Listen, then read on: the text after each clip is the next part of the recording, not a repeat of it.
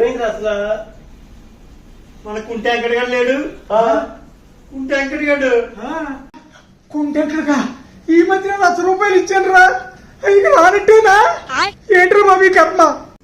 వాడికి మొన్నే కదా పెళ్లి అయింది, ఏమైంది ఉంటది చెప్పరా బాబు.